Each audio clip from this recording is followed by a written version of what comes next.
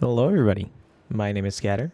Welcome back to Divine Journey 2, and more specifically, welcome back to episode 100 of Divine Journey 2. If you've been watching since the beginning, thank you so much. I very much appreciate it. I hope you've been enjoying.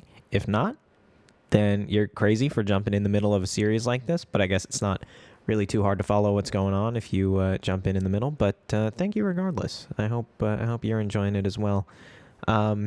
So for today, I regret to inform you that I don't have anything particularly special planned for the Centennial here, but I figured that we would get into a little bit of Botania here, because that is pretty good to get into early, I'm told, as early as you can. So the Floral Fertilizer, it's not too hard to make here, just slime ball, bone meal, wizard's reagent, and growth reagent. And all of that we know how to make, we auto-craft, and it's all fine. So I'll make 20 just to start here, and then that should be pretty okay. Now, blocking mode, I don't know how this has managed to happen with blocking mode. However, that's okay. I will just assume that that won't happen again. Maybe that's a bad assumption. But yeah, slightly concerning. But I'll just babysit this one and get some floral fertilizer out of it. So the reason that the autocraft didn't quite work is because, of course, the Hellfire Forge, it pulls out everything that it can make, but in order to make the floral fertilizer, you need some reagents, and so they were going in the inputs and they were getting sucked back out. So I think in order to actually make this work, we are going to need a little bit more integrated, dynamics here. And I think what we can do there is we have another item importer set up, and we can just put that pretty much anywhere here, and top is fine. And we can have this set up. We only want this to import, which means pull an item out of here from the middle slot. So I think what we're going to need to do is just set up another little subsystem here, because I don't think it can, if it connects here, then it is liable to go into the chest, so it does need to be an entirely separate system. And then it can just go straight into the interface here. And you can go like this, and then you want to go up here. It's a little bit messy. But I think it's worth it. And now I should be able to go into you. And then import item slot. I just need to figure out which slot is going to be the middle one here. And then we can go ahead and do it. So as a reminder here, we do have a variable set up to just list empty slots in the system. Okay, so this will be a list of integers, and that'll be our empty slots. So right now our empty slots are 0, 1, 2, and 3. And there is a ... So I'm wondering if it's just showing. Yeah, now it's just 0, 1, and 3. Maybe the middle doesn't count as a slot. Oh, you know what? Because it's only those are the only ones it's attempting to read from. So if that's going to be 0, 1, 2, and 3, maybe the middle is going to be like -1, because I know we okay, I just need to set up variable cards for this on their own. Okay. Yeah, I think there may be a better way to do this, but we're just going to get our items in the thing, right? And then we're going to have our operator for getting the slot, which we have in here. Get slot, right? And that's just already from the list, so I possibly didn't even need that. But then we're just not going to filter that on valid slots. This may be a thing we already have here. I'm not sure. Let me figure this out. Okay, I think I was way overthinking this. If you just throw the item list directly from the inventory reader into the screen, you can see that it actually is just like there's slots here, right? So like this would be slot 0, 1, 2, 3, 4, which is going to be the gem. And then this last slot is probably going to be the output, right? So if we just go ahead and make anything in here, some kind of reagent. Let's do a frost reagent. That's going to go into here, and then it's crafting, right? You can see those items there, and then it's going to go into the bottom slot, right? So we can just say, so this is 0, 1, 2, 3, 4, 5. We're only going to pull from slot 5. So all that I need is a card that is an integer, and it's set to 5. We throw that in there and it's value 5. And then we're import item slot 5. So we're only going to pull from that slot ever. And you can see that it's worked already. And the frost reagent we have is into our system here. So now one thing that's interesting is that valid slots here, it is 0, 1, 2, 3, 4, 5. So technically this integrated dynamics setup pushes into the output slot, except the Hellfire Forge doesn't let you put things in the output. But that is a little bit of not an oversight, because it works fine because of that, but it's just a little bit unnecessary. And it also, if this gem wasn't here, it would also push items in there. So I guess maybe it supports auto crafting with the gems, but I'll just have to make sure if I'm in the middle of a craft and I need to replace the gem or something, don't take it out. As a matter of fact, I may just remove that from there and just have 0, 1, 2, and 3 invalid slots, because I'm never going to, well, I may in the future, I don't know. But say if I'm in the middle of an autocraft, this runs out of will and I need to take it out in order to refill it, then it's going to clog up the system, which is slightly annoying. But I think for now, this works fine. I have changed this to now only pull out buckets, because that is going to, well, you know what? I could just say, so it imports item from the slot side, or it imports item bucket. I could just do that. So if I go item, right, and am I going to need to get an actual bucket, or can I am going to need to get an actual bucket. Item, bucket. And there we go. So now this will pull out from the middle slot, or it will import buckets. Oh, I guess you can only do one or the other. That's a little annoying, but it's okay. We'll just stick with this. This doesn't need to be a big item filter. I guess I can replace it, but yeah, so this is fully functional auto crafting, I believe now. I know I've said that before for the Hellfire Forge, and now it will not clog up and do weird things when some of the inputs are also some of the outputs. So it still wants to be crafting those, which is fine.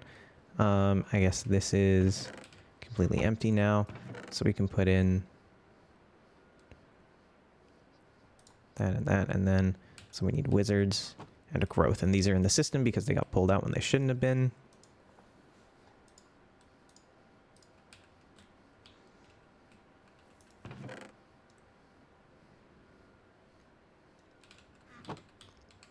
Okay, now you're working fine, you're not getting pulled out, but the middle one, the Floral Fertilizer, will. So that's perfect.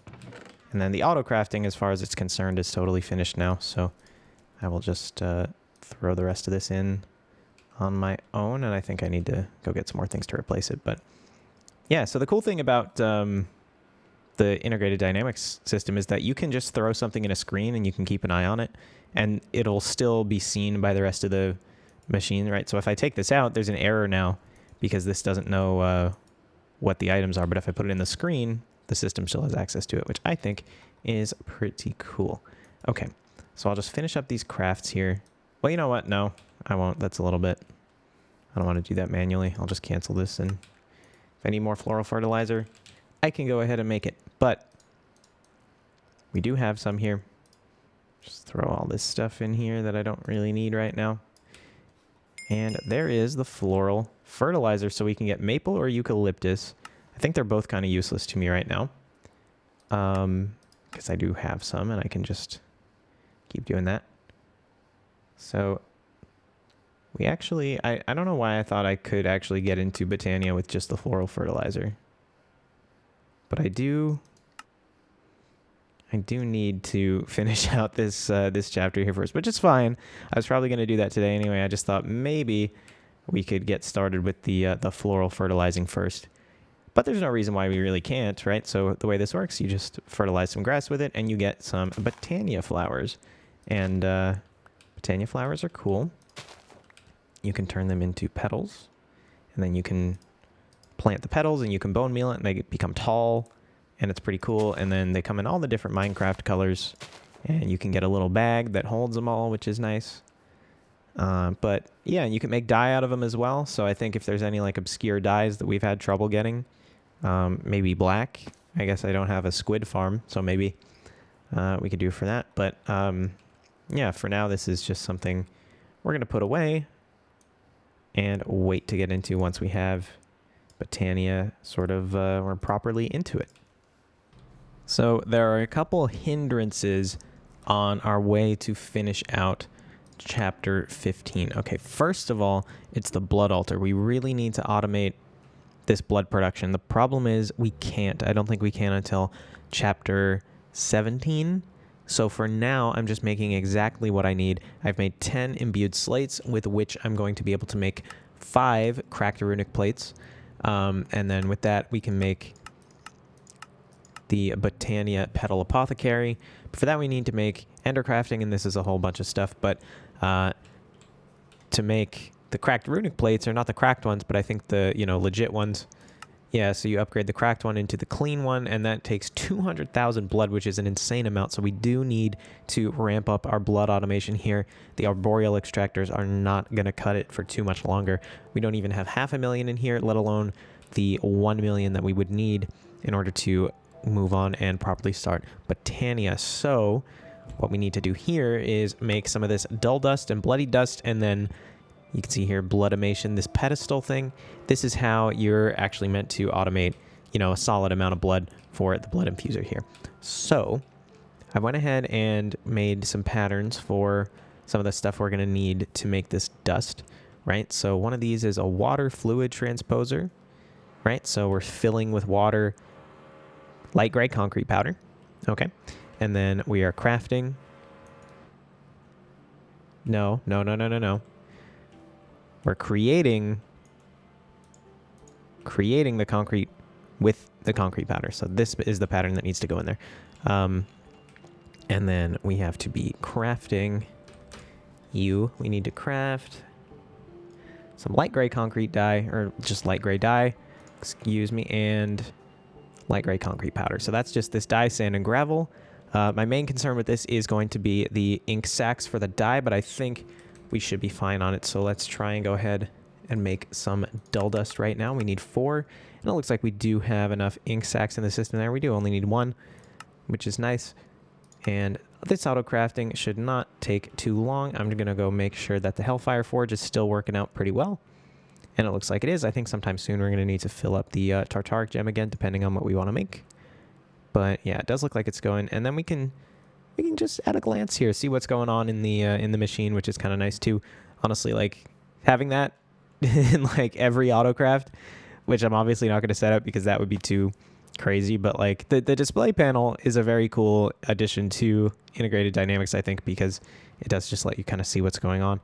But in any case, here are our 4 dull dusts, and then the dull dusts do just turn into bloody dust. It only takes 10,000 blood, so it's pretty cheap for us, and we can grab some out there. And that is going to be the whole quest. We get some iron spikes, and these are also for mob grinding utility. Really? They have 2 different kinds of spikes. Okay. So yeah, okay, so we need them to craft this, I guess. Well, yeah, okay. So that's why it gave us those as a reward. So we need to make this spiked plate. The spiked plate will drop blood. The spiked plate will not drop it, but the Sanguinary Pedestal will suck it up when the spiked plate does damage to a mob. Puts it in nearby tanks. Okay. So I wonder how they're defining nearby. It looks like this stuff is not too hard to make. Right, we need some offensive core, bloody dust. I don't know how many of these pedestals we're going to need. I imagine it's going to be bottlenecked based on the spiked plate more so than the number of pedestals. But we'll just go ahead and see.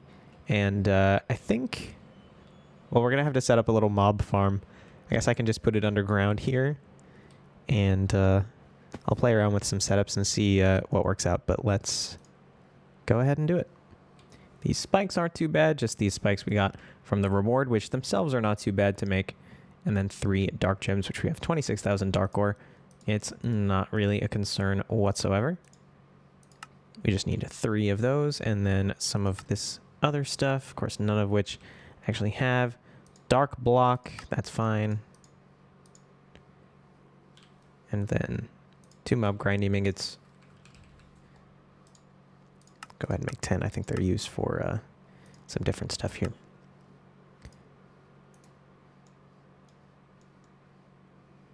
So we can go ahead and craft our spike plate. And Sanguinary Pedestal. This does need some other things here. Offensive core is not something that you know how to make, but I will teach you. Magician Blood Orb. Can it be a lower tier one? I don't think so. It looks like no. So Magician Blood Orb, I'll have to grab that from the alchemy table. But otherwise, yes, you can just craft that. And I think I also need the defensive core for another autocraft coming up soon. Yeah, so that's going to be necessary for the cracked runic plate, so I might as well just teach you that while we're here. And then you shouldn't have much trouble auto-crafting those two things. If I need to take out the Blood Orb and put it back in. Although, didn't I make 2 Magician's Blood Orbs? That was the one, right? So there's one sitting in here. No, okay. Well, that's fine. I'll deal with that. But the offensive core, you should be fine. You're just missing... Well, you're missing a bunch of stuff. Ooh, okay. Yeah, setting up this potion automation is definitely a priority as well. But, okay, I guess we've never actually made damage reagent. Have we never made damage reagent? Okay, interesting. I did not realize that. And then some of this potion of harming. Really? Damage reagent? No, it is auto-crafting. Well, I guess I've never made it because I've never used it for anything. Okay, so we'll set up some of this automation and then we can proceed. Well, this is definitely something I've dreaded setting up for a long time, and I'm not sure why I did. Because pretty much, well, at the moment, all it means is moving a setup from in here to over here. But, yeah, basically, so the idea here, I'm going to have several potion brewers set up here for the base potions. So, for example, this one is going to be for our instant damage, and this is going to give us instant damage 2. And then that's going to go here. That's going to give us instant damage 4, which is what we need for the damage reagent, right?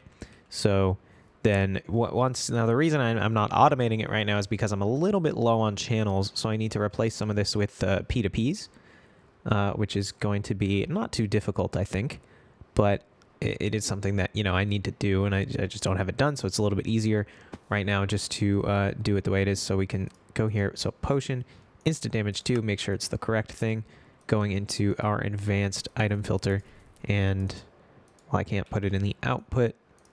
Once we turn that on, they should get sucked through. Good. And then the other way here, you're going to pull your glass bottles, right? And then you just have to be like that, and then you are inserting.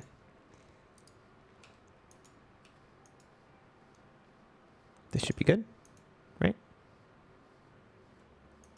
Oh, extract on. There we go, 58 glass bottles. So that works. Poison 2. Now tell me why Poison 2 got pulled out. Or did it? Maybe it didn't. Maybe that's just a strange glitch. Because it looks like everything is working fine here. And then we just make sure this is going out to there. Yeah, I'm not sure why the configuration of these machines was set up a little bit wrong. I think I had them backwards. But backwards machines are okay, yeah. So you want to be there, and then I guess that can really, before I automate it, I can just turn it off. Okay, yes, and then you're going to go through here, and then you're getting your things there. Okay, very cool. And then I can just leave that set of glass bottles in there. I can get some more.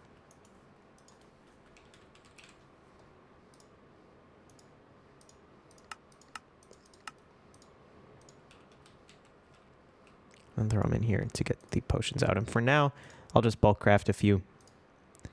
But I definitely am going to automate this setup. See, it doesn't need to be passive, even though this isn't really a setup that lends itself super well to ME auto crafting. But I mentioned last time that I think if I put 15 bottles in here, I'll have enough potion at the end to get 9 out. I think that math works out. So I will just auto-craft it, assuming that's true. If I have to rework it a little bit, then that'll be fine. But let's see now. Offensive core, you still are missing your Blood Orb, which you are no longer. And there we go. So it's crafting refined corallium, which is a huge, you know, time-consuming thing in general. It might not be like too bad, but you're crafting, you know, yeah, it's a little bit much, the refined corallium, but we just need to give it some time here. And then we should have that, and we'll be able to set up our pedestal. Interestingly, that autocraft did get hooked up on the crude wooden shield. So I'm not sure if that was like an NBT sort of deal. Wonder, okay, so now it thinks they're available, so it's not going to try and craft more. So that should just finish up pretty quick here once we get the reagents in. Yeah, so I'm not sure what the deal was with that, but I guess I'm not going to worry about it too much because it seems like everything is now working out. Unless I don't have enough will. I do have enough will. Yeah, okay. I am going to have to refill that. Should probably do it before I start another autocraft. But regardless, there is our offensive core. Don't believe there's any quests for those or anything, but we should be just about able to make our Sanguinary Pedestal here. We just need a couple of dark blocks.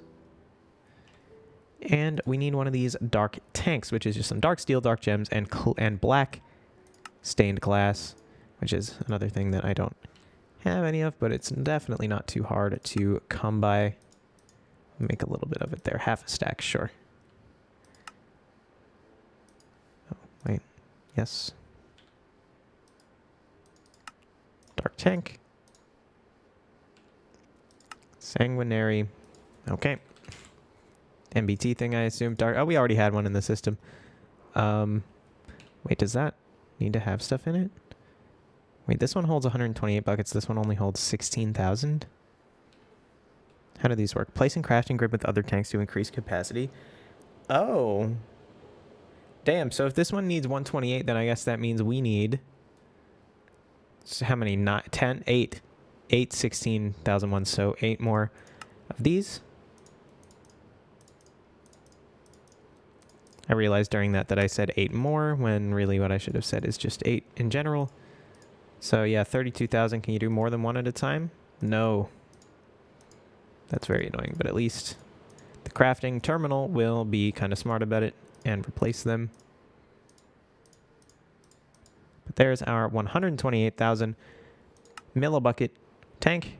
Sanguinary Pedestal. Okay, yeah, that's a really interesting thing. Maybe some auto crafting for that would be in order. But there we go with bloodimation. So we do get 8 16 bucket tanks. So we can make another one pretty easily if we want. Just go ahead and throw them in there for now. But, right, so we need to get this set up. Sucks up blood from the ground. Puts it into nearby tanks. More usefully when the spike plate does damage to a mob. Okay, so I think it's probably smart to set up a powered spawner for this. We could even do it over here just to test it out and see how much damage this thing does and how much blood it sucks up. Let me get that set up and see if we can figure this out here. Alright, so I've turned the mob crusher off so these cyclops are staying alive. Now, I have one spike panel, which is not quite ideal, but we can at least sort of figure out what's going on here. So first of all, how close does this need to be? Will this count? Can I put this tank? It has 50 millibuckets of blood. That may have went directly into my inventory because I didn't think it had any blood in it before. Do I count? No. Okay, so let me just nudge you onto here. So that hit twice, 3 times maybe. And now you still only have 50. Okay, well, as much as I definitely want to do a bunch of trial and error with this, I think I'm just going to see if I can look up what a good setup for this is. So I'm seeing that maybe the spikes have to be on top of the pedestal. See if that works out. I mean, that does look pretty good. So again, 50. So you get hit once. 66. Okay. There you go. Okay, so it's very slow. It's very, very slow. I mean, it's not slow, but it's just not doing too much damage, you know? But I think if we set this up somewhere like we have over here, where instead of this mob masher, we have a setup for that. Are mobs still even spawning in here? I feel like they're not. They are. Okay. Some light is getting in down there, but mobs are definitely still spawning. So I will replace this deal with... Oh. Sorry. I'll replace this deal with our spike pedestal setup and see if we can get a relatively efficient setup that way.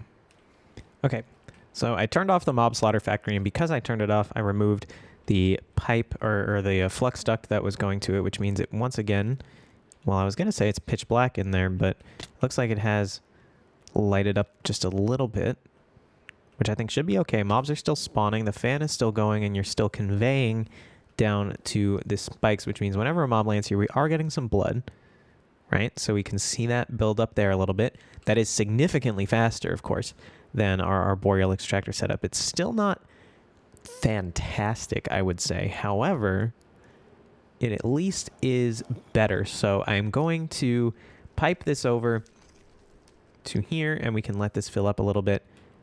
And that should, hopefully that should be okay. I mean, ideally I would want to like leave this one overnight as well. Hopefully then we just have just more blood than we know what to do with. And then we won't have to worry about it. Time will tell if that is going to be the case. I really don't want to run this pipe, excuse me, this pipe all the way over here, but I don't think I have too much of a choice. I guess I could just set up another mob farm down here. And I mean, like, if it wasn't really inconvenient, I would just make a ton of spike plates and pedestals, but of course they make it inconvenient for a reason. So I think this is just going to have to do for now, and I will get this all set up. All right, that turned out to be a lot less annoying than I thought it was going to be, because I realized I could just sort of piggyback off of this line that's already running down here for liquid XP down to the enchanter and anvil and whatnot. And yeah, so we're just extracting on red here. Red for blood makes sense to me. And then I changed all these to extract on red as well. And now that should all be fine. So if we look in here, we are continually getting some blood. And, you know, maybe the one spike is not really the most efficient way to go about it. But I mean, I don't know. We'll see how much blood that ends up getting us. But we have about 1 million. I think we have 1024 buckets of backup through the two resident tanks here. And then in here we have 640 buckets of backup as well. And it looks like to be going up. I mean, I'm getting what? Like a bucket every... I mean, it's hard to say how often a mob is going to be there, but maybe every like minute. A bucket a minute is really not bad. That's only going to take like...